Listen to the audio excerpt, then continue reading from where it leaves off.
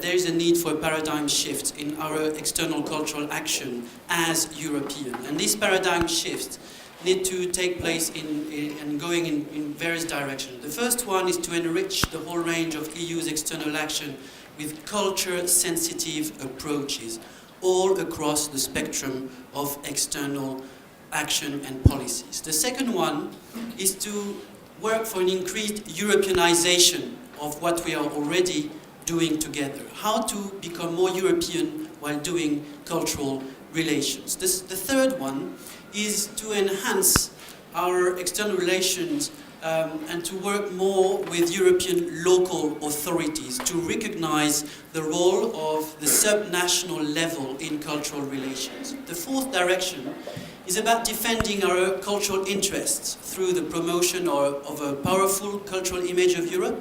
We need to develop regional or country-specific and thematic cultural strategies.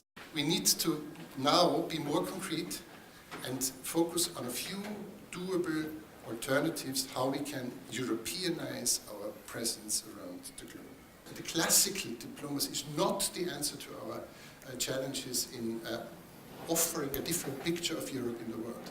We have to get out of this unfertile dichotomy saying this is state intervention, external interests of market affairs, and this is the freedom of the arts. There is an overlapping zone, I think, where we can act together in order to achieve a clear strategic goal, but leave a lot of autonomy to the cultural operators.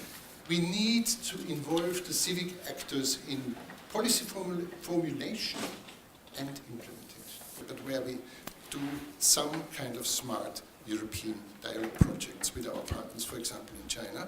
So I'm very much in favor of this concept of having a pilot in 1, 2, 3, 4 countries. Again, with civic participation and creative industries participation to open it up. I would modestly plea for narrowing down the agenda and focusing on 1, 2, or 3 thematic issues. And I think the most promising at the moment, where we have to defend our competitiveness, is creative industries. I think it's very important to create the structures for this process now. Since it will take time, it can only start with small steps. I think it would be favorable to have someone in the External Action Service who takes this matter serious, so a vis-a-vis for the actors. Anyway, the vision I would like to plead for here today is one where we look at Europe long term. You know, it's very important to accept this multifaceted Europe, not to try to be one. We used to be maybe white and Christian, but we are not any longer. Yeah, we need to realize we are Europeans before we belong to our region or any nation. The nation state no longer has a clear identity. Maybe, you know, to my mind, never really had, but at least it could be defended when there was not so much communication and travel across borders. But it can't anymore. It's very clear that we are all mixed and in a flux and all interdependent. And the nation state as such is anyhow totally a construction. What we feel for, you know, in terms of the habits that we know, the traditions we know, the countryside or nature, could exist also without the notion of a nation. There is no reason that we can't identify and have feelings for Europe.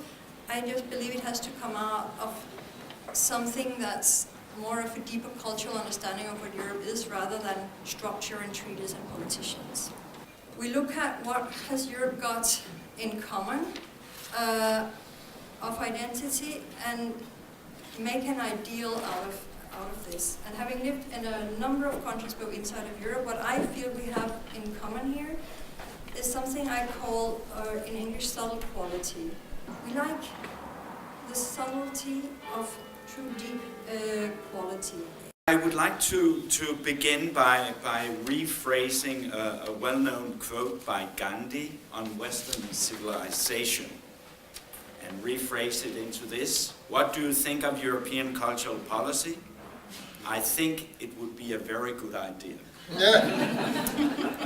I would like the so-called arm's length principle in the arts and in culture to become one of the fundamental rules for the interaction between the political and artistic field.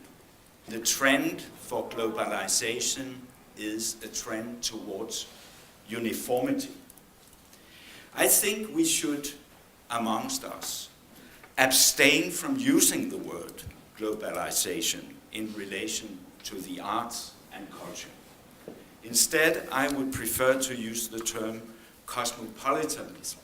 Cosmopolitanism is a series of small undercurrents with sand and pebbles, which might slowly but steadily create new coastlines.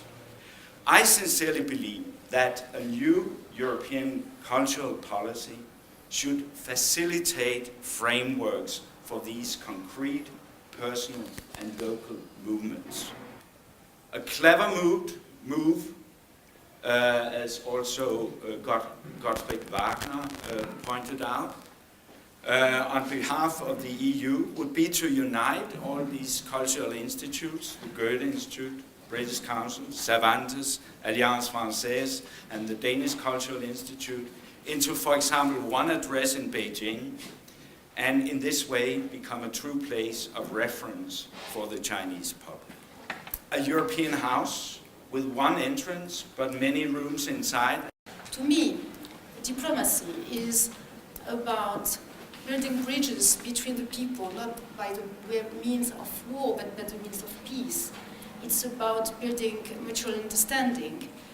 I believe we all have a very high responsibility in giving visibility to European cultures, because there are a lot of cultures which are linked by the same, which have some links, but it has also its diversity. To giving visibility to our values, to our creativity, to our cultural industries. It is what you were mentioning as the shaping globalization. But we want also to empower the other cultures. We have of this context, but of course, even if there have been progress, we have to fight every time to have that more, and so that the cultural dimension be better and more fully taken into account in the EU external relation. In this context, we are really deeply convinced that we need a joint vision, all European countries, all European institutions and people, to be more visible and coherent. In times of crisis, I think the advantage of working together and pooling our resources is even more obvious, and it's not only broaden our actions, but it also to help us making economies of scale.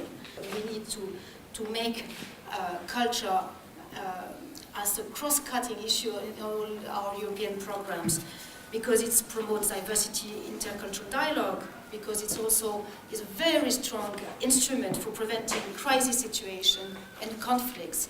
A third point, I try to go quick, is to develop a cultural competency in the European External Action Service and European Union delegations. We have to work to make our homework by working within our countries so that there is more funding, because the EU, and that was also mentioned by Gottfried Wagner, is also what the EU members want it to be.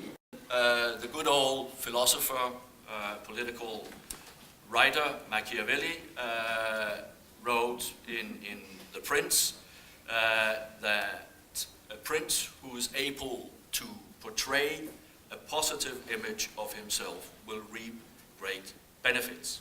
So the value of the image at the European level, culture is viewed as a very sensitive issue.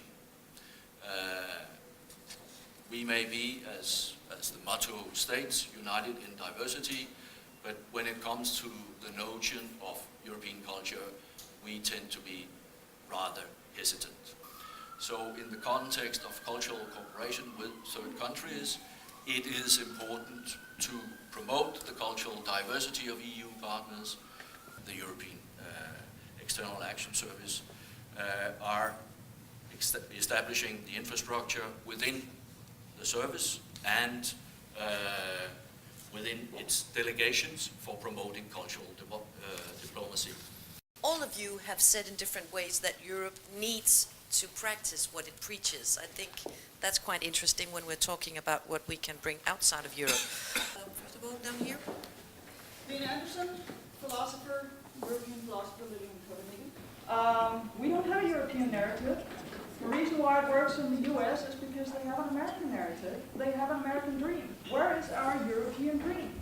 My instinct would be to run away from the uber, meta-European narrative and European, symbols and monuments, and because that just follows the topography and the instinct of the nation state, which has been so reductive and created with regards to an exclusionary process with regards to the other. My name is Niels Rieckholt. I represent the Danish Center for Arts and Interculture here in Copenhagen. And as such, it's not about trying to fit in within a structural system that doesn't work any longer. It's about reframing, rethinking, reinterpreting Europe as such. A Europe in diversity, a Europe with many voices, many expressions, many possibilities.